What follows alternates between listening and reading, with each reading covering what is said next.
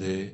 भक्तों, अब जरा दिल लगाकर, मन शांत करके इस पूरी कथा को एक ही बहती धारा की तरह सुनिए। जैसे कोई बुजुर्ग दिल से कहानी सुनाता है, वैसे ही आपकी आत्मा तक ये कथा उतर जाए। साल 2025 की जो सफला एकादशी आने वाली है, वह कोई साधारण तिथि नहीं है। यह वह चमत्कारी दिन है जिसका दिव्य संयोग पूरे 111 वर्षों बाद बन रहा है। कहा जाता है कि जब ग्रह नक्षत्र मिलकर एक दुर्लभ राजयोग बनाते हैं, तो उस दिन किया गया छोटा सा भी उपाय जीवन की किस्मत को पलट सकता है। वर्षों से चली आ रही आर्थिक तंगी, घर की दरारें, पैसों की कमी, जीवन की अड़चने सब धीरे धीरे खत्म होने लगती हैं और घर में स्थिरता, शांति और लक्ष्मी कृपा आने लगती है। माना गया है कि इस दिन माता लक्ष्मी अत्यंत प्रसन्न रहती हैं और जो भक्त सच्चे मन से व्रत, पूजा या उपाय करता है, उसके घर में लक्ष्मी स्वयं प्रवेश करती है। इसलिए यह एकादशी सिर्फ तिथि नहीं, बल्कि एक अवसर है अपनी किस्मत बदलने का, अपने घर को सुख समृद्धि से भरने का। लेकिन भक्तों, इस साल एक बड़ा भ्रम भी फैल गया है। लोग पूछ रहे हैं कि एकादशी 14 दिसंबर को है या 15 दिसंबर को, किस दिन व्रत करें, किस दिन पूजा होगी, सूर्य के मुख से एकादशी कब है, द्वादशी युक्त श्रेष्ठ व्रत किस दिन पड़ता है। लोग परेशान हैं कि आखिर व्रत कब करें ताकि अधूरा फल न मिले। और सबसे बड़ी बात, आखिर ये एकादशी इतनी महान क्यों है कि कहा गया है कि 220 वर्ष तक भगवान की कठोर तपस्या करने का जो फल मिलता है, वह सिर्फ एक बार इस एकादशी का व्रत करने से मिल जाता है। इसका कारण क्या है, इसकी विधि क्या है, इसके नियम कौन से हैं, क्या करना है और क्या नहीं करना है, आज हम ये सब सरल भाषा में जानेंगे ताकि बच्चे, बुजुर्ग, अनपढ़, पढ़े लिखे हर कोई इसे समझ सके।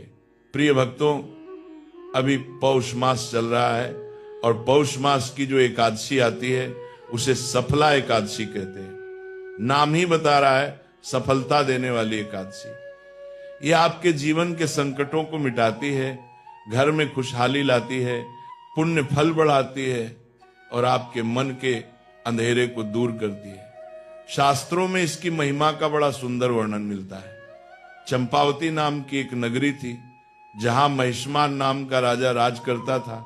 उसके 4 बेटे थे, पर उनमें सबसे बड़ा बेटा लुम्पक बहुत पापी था।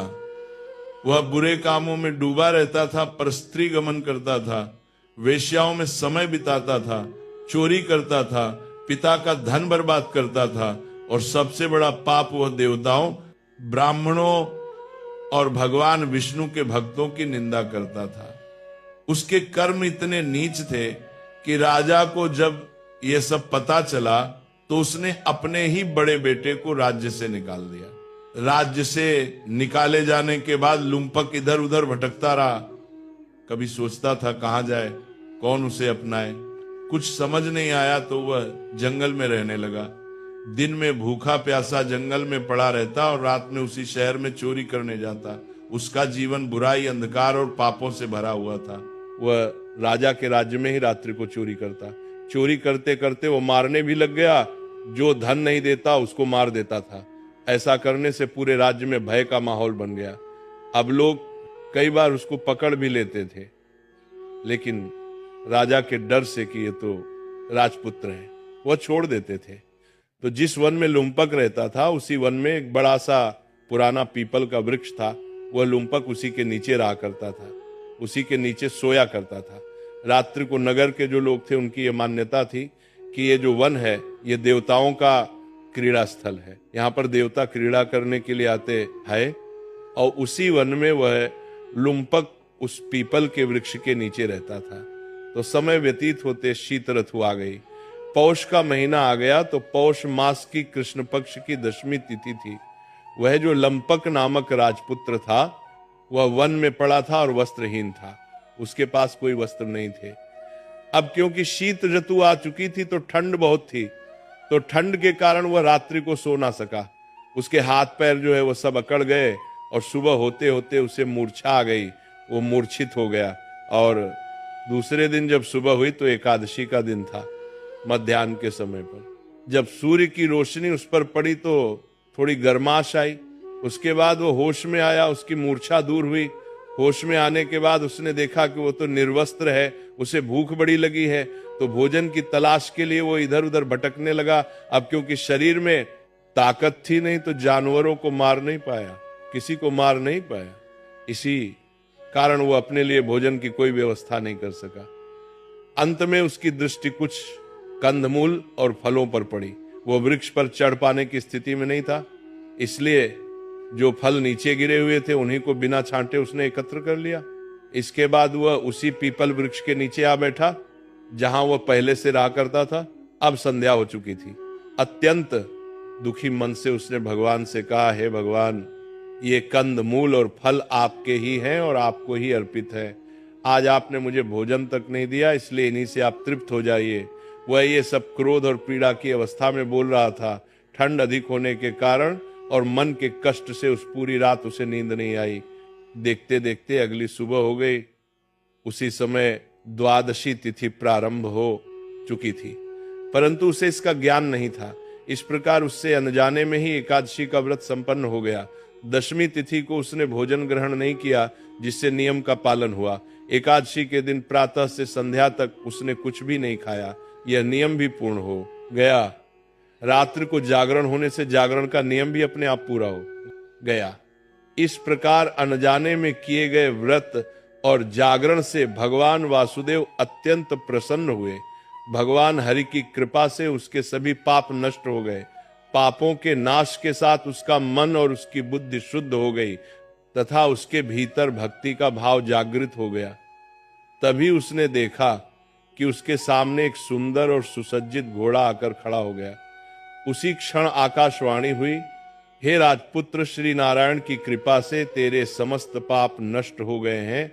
अब तू अपने पिता के पास जाकर राज्य प्राप्त कर और राज्य का भोग कर। यह आकाशवाणी सुनकर वो अत्यंत प्रसन्न हुआ। घोड़े के साथ आए दिव्य वस्त्रों को उसने धारण किया और भगवान की जय जयकार करता हुआ अपने पिता के पास पहुंचा।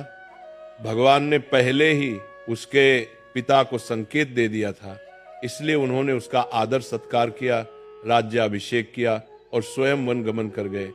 इस प्रकार इस एकादशी का अनजाने में व्रत और जागरण होने से घोर पापों में लिप्त लंपक नामक राजपुत्र को राज्य की प्राप्ति हुई। वह एक महान राजा बना और लंबे समय तक उसने राज्य सुख का भोग किया। उसने भगवान की भक्ति कभी नहीं छोड़ी। इसी कारण उसे धन, वैभव और समृद्धि सभी प्राप्त हुए और वह एक प्रसिद्ध राजा के रूप में विख्यात हुआ। इसलिए यही कारण है कि ये एकादशी अत्यंत महत्वपूर्ण मानी जाती है।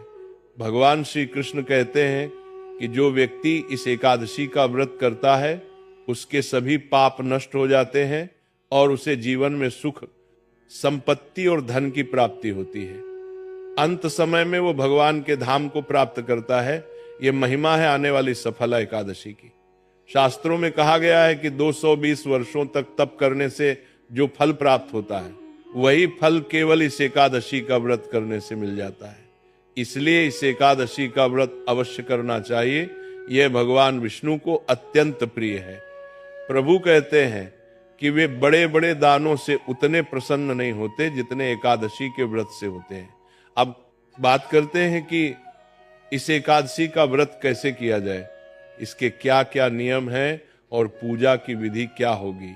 साथ ही आपको बताया जाएगा कि ये एकादशी कब है और व्रत कब करना चाहिए। एकादशी के व्रत के नियम दशमी तिथि से ही प्रारंभ हो जाते हैं। व्रत से एक दिन पूर्व कुछ वस्तुओं का त्याग आवश्यक होता है। इनमें सबसे पहले तामसिक वस्तुओं का त्याग किया जाता है। तामसिक वस्तुओं में लहसुन, प्याज के साथ साथ चाय और कॉफी भी सम्मिलित है। यह भी एक प्रकार का नशा ही है, इसलिए दशमी तिथि से ही इनका त्याग कर देना चाहिए। कई लोग पूछते हैं कि एकादशी के दिन चाय पी सकते हैं या नहीं। वास्तव में चाय का सेवन नहीं करना चाहिए, क्योंकि एकादशी का व्रत भगवान की भक्ति और संयम के लिए होता है, ना कि व्यसनों के लिए। यदि कोई व्यक्ति मांस या मदिरा का सेवन करता है और एकादशी का व्रत भी करता है तो उसे भी दशमी तिथि से ही इनका पूर्ण त्याग करना चाहिए।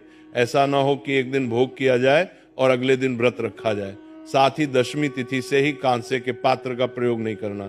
कांसे की जो थाली आती है, लौटा आता है, जो भगवान की पूजा में भी कई बार प्रयोग करते हैं, भोग के लिए भी प्रयोग करते हैं, तो कांसे की वस्तु का प्रयोग नहीं होगा। इन 3 दिनों में दशमी, एकादशी, द्वादशी शहद का प्रयोग भी वर्जित कहा गया है। एकादशी के अनुष्ठान में शहद प्रयोग नहीं होगा। दशमी, एकादशी और द्वादशी तीनों दिन हरी पत्तेदार सब्जियों में चने के शाक की मनाही है, बैंगन और मूली की मनाही है। इनका सेवन आपको दशमी तिथि को ही बंद कर देना है। मसूर की दाल भी आपको दशमी तिथि को नहीं खानी है। इस प्रकार से इन वस्तुओं का त्याग दशमी तिथि को, एक वक्त का भोजन दशमी तिथि को करने को कहा गया है। अगर आप इस नियम का पालन कर पाते हैं तो अवश्य कीजिए, और जो इस नियम का पालन नहीं कर पा रहे हैं, वह रात्रि को भी अगर अन्न खा रहे हैं तो ध्यान दीजिएगा कि तामसिक पदार्थों का सेवन बिल्कुल ना करें। रात को सोने से पहले दंत धावन अच्छे से करके सोएं, अच्छे से कुल्ला आदि करके सोएं, जिससे कि मुंह में अन्न का कोई दाना आदि ना रहे। और एकादशी वाले दिन सूर्योदय से पहले उठ जाएं। उठने के बाद स्नान आदि करके स्वच्छ वस्त्र धारण करके और पूजन करेंगे तो एकादशी वाले दिन स्नान आदि से निवृत्त होकर स्वच्छ वस्त्र धारण कीजिए और अब आप एकादशी का पूजन करेंगे। व्रत पूजन संकल्प करते हुए करेंगे। पूजन के लिए क्या सामग्री आपको चाहिएगी?